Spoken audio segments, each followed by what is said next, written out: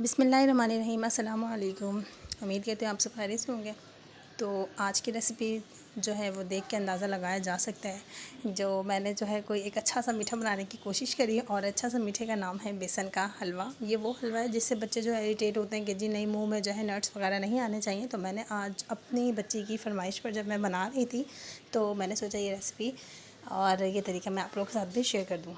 तो सबसे पहले मैंने 1 कप जो है बेसन लिया था और मैंने इसको मीडियम टू लो फ्लेम पर ही जो है भूना था। और इसके अंदर जब तक आपने इसको भूनना है जब तक एक बहुत ही मज़ेदार सी खुशबू इन्हेंस ना हो जाए। और आपने एक बात मैं आपको बताती चलूँ कि आपने जो है इसको जो है तेज़ आंच पर नहीं बिल्कुल भी भूनना, क्योंकि जो है ये रंग तो आ जाएगा उसके अंदर लेकिन इसकी कच्चापन ख़त्म नहीं होगा। अब आपने जितना डार्क कलर आपको चाहिए आप इतनी देर इसको भून सकते हैं। चूँकि मुझे थोड़ा लाइट कलर ही पसंद है तो इसलिए मैंने हल्का ही ब्राउन रखा। भून ये पूरा अच्छी तरीके से गया था। उसके बाद मैंने जो है तकरीबन आधा कप से थोड़ा सा ज़्यादा मेल्टेड घी मैंने इसके अंदर ऐड करा। और अगर आप लोगों को मेल्टेड घी नहीं है तो आप इसके अंदर ऑयल भी डाल सकते हैं और जमा हुआ घी भी डाल सकते हैं, ऐसी कोई बात नहीं है। अब आपने क्या करना है, इसकी सारी जो है गुठलियाँ लम्स वगैरह डिज़ोल्व करने, क्योंकि जो है वरना अगर आप जब इसके अंदर दूध ऐड करेंगे या पानी ऐड करेंगे तो ये गुठलियाँ ऐसी ही रह जाएंगी। लेकिन अब आपने क्या करना है, इसको अच्छी तरीके से जो है मैंने मेल्ट किया और उसके बाद मैंने इसके अंदर तकरीबन आधा कप ही चीनी डाली और 1.5 कप के करीब जो है मैंने इसके अंदर दूध ऐड किया। आप लोग दूध बिल्कुल ऑप्शनल है, आप लोगों को चाहिए पानी तो आप लोग पानी भी ऐड कर सकते हैं, लेकिन दूध से एक और अच्छा जो है फ्लेवर इन्हेंस होगा इंशाल्लाह ताला। तो आपने क्या करना है, चीनी भी आप लोग अपने अकॉर्डिंग टू टेस्ट कम या ज़्यादा कर सकते हैं और दूध भी आप जो है मेजरमेंट के हिसाब से कम या ज़्यादा कर सकते हैं।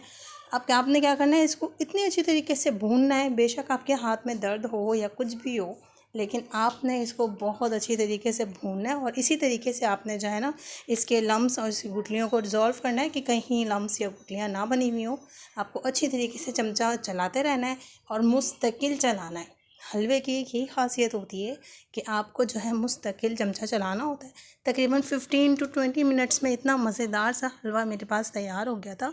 और मैंने जब इसे सर्व किया तो मैंने सिर्फ इसके अंदर जो है पिसा हुआ खोपरा मतलब कोकोनट ही सिर्फ मैंने इसके अंदर डाला, क्योंकि जो है बच्चे जो है पसंद करते हैं कोकोनट।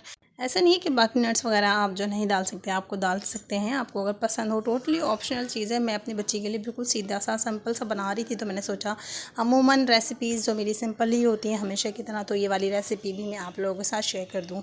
क्योंकि ऐसा होता है बाज़ औक़ात, क्या हमेशा ही ऐसा होता है, हम नट्स वगैरह जब भी मंगाते हैं जब हमारे घर में कोई इवेंट हो, कोई तकरीब हो या हम किसी स्पेशल खाने के लिए जो है तैयारी कर रहे हो, तो अदरवाइज़ हमारे घर में ये सब चीज़ें नहीं होती। हाँ, जो बहुत रिच लोग हैं, बहुत अमीर लोग हैं माशाल्लाह से, अल्लाह ने जिन्हें बहुत दिया हुआ है अल्हम्दुलिल्लाह, तो उनके पास एनी टाइम घर में मुयस्सर होते हैं।